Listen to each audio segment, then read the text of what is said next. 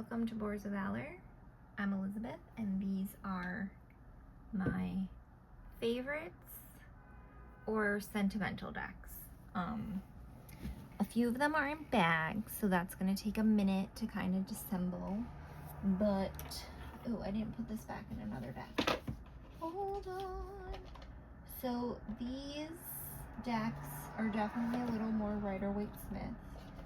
So I'm gonna have to kind of preview them before you see the cards. Ooh, sorry, I'm like kicking the table. Sorry for the outdoor noises. My window's opened and I live on a main road. So this was my first independent tarot deck, the Dark Mansion Tarot. I think I always say mansions. I really love this deck. I've definitely spent a lot of time with it. The backs I got, the edges are a little scuffed up from use. This is not my favorite finish of a deck for cardstock. It's kind of a pain in the ass to shuffle, but it is what it is. I like Tim Burton style media, so this is very reminiscent of that. And so I really enjoy this Rider-Waite-Smith interpretation. I really love all the characters and their quirkiness.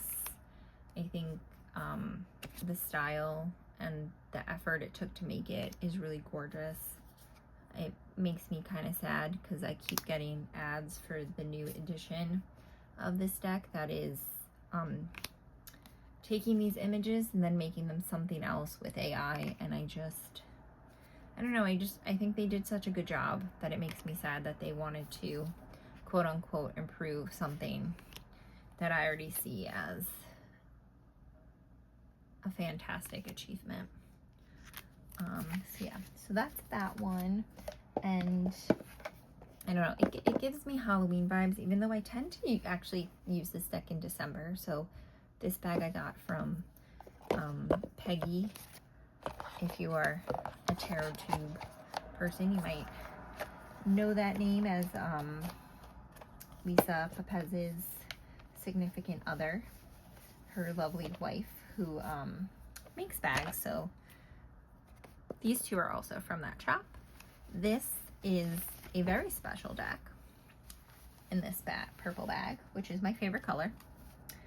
And it is the Celtic Tarot. However, it is very not safe in the imagery. So this is the first deck that I ever purchased. This is a deck that I worked with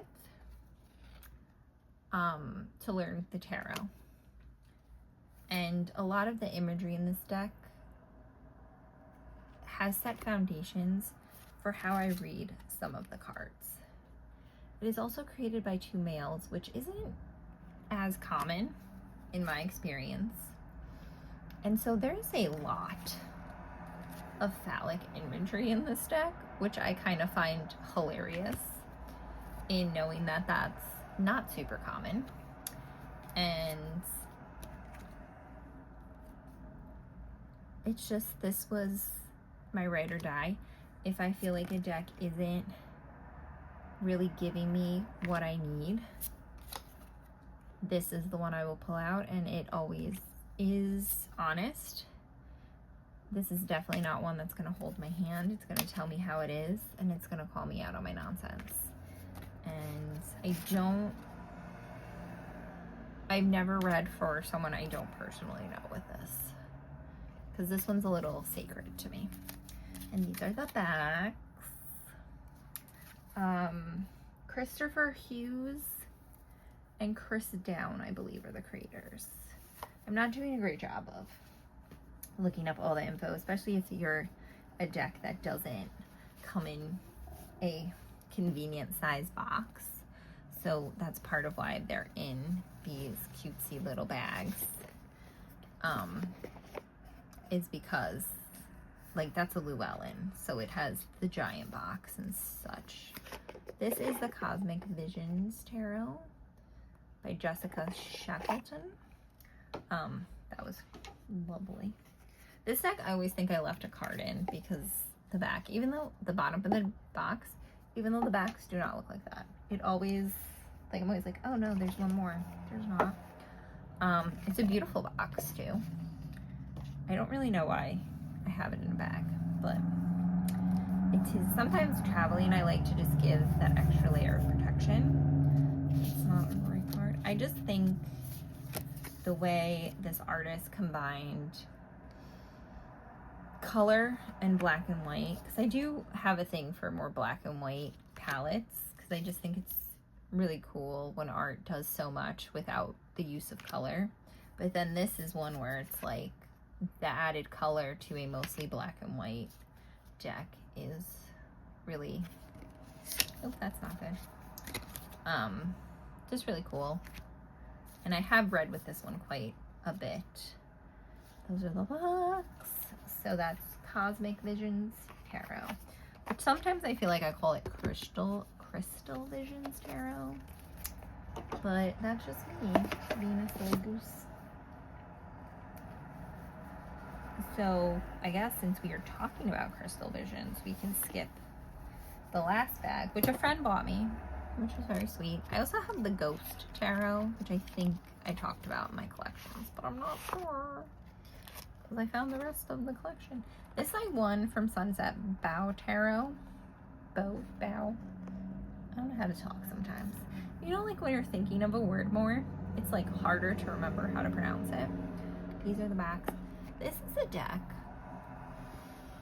that I do not think I would have purchased for myself, which I'm really grateful I won it, because this is a deck that my teenage self would have adored. Like, this is the art I loved as a teenager. I love that as an unknown card. So cheeky. But like me now, I don't think I would have acknowledged that if I didn't have it in my hands. So grateful to have received this as a gift. And I find it somewhat romantic. So like if someone was like, oh, bring a deck where you would do a love reading, it would be this, or Bone Fire Tarot. I can't remember the name. But yeah, so this is one that I definitely think, like, if someone was like, I need a love reading, I would probably think of this one first, and then that one as well, which is coming in the future. This one I have not used. Little Thing You Do Is Magic, by Callie Little and Maria Seal. And one of my friends got this for me. It's still in order. She was at some publishing event. I'm assuming it was with the publisher of this deck, and was allowed to acquire things at that event. And she got this for me because she was like, oh, you like tarot? I thought it would be cool. And I don't know, when people think of you in like moments like that, and like we're like, oh, this is a thing I'm seeing and you like this type of thing, it just fills my heart with joy. I need to use it, but I just like, even just looking at it fills my heart with joy because I remember that moment. I'm like currently obsessed with this deck. I've used it a fair bit since acquiring. So when I first got this, Discovering Beauty Tarot by Sophia Litwak. When I first got this, I was convinced this deck didn't want to be my deck. And I really love the art, but there was something about it that I was like, I don't think this deck wants to be my deck. And I had a person in mind who I thought of for this deck. And then one day I was like, you know what? I need to use this now. Every time I use it, I'm just amazed. Especially because these are not... Some of the images are reminiscent to our traditional Rider-Waite-Smith images, and some are just not. And they're just so powerful. And I've had really powerful readings just going intuitively alone with this deck in such a way that I'm blown away every time. And sorry, there are some that are a little more risque, but I adore it. It is definitely, have I used it over 10 times? I think so, but saying that, I don't think it's meant much more, because I'm not a tarot everyday person. I do kind of hold using the cards a little bit more sacredly. I have read for others with it. I've read for myself, but instant favorite, instantly blown away. This is another one, like, honestly, looking at these images, it's Tarot of the She by Emily Carding. And so the she would be the trickster Irish fae folk, which I'm like fascinated with learning more about that folklore. But these images are so powerful. This is the back.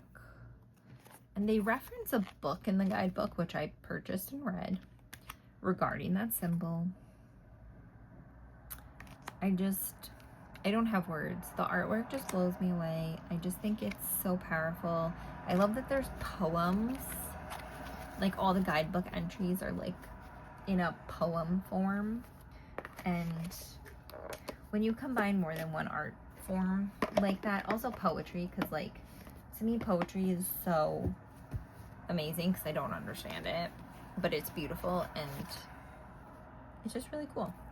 This is the Mythic Tarot, and I love mythology, folklore, and all that stuff. So this instantly drew me in. I would love the original artwork for this deck, but once I learned the cup suit is the story of Eros and Psyche, I just had to have it, because that is one of my favorite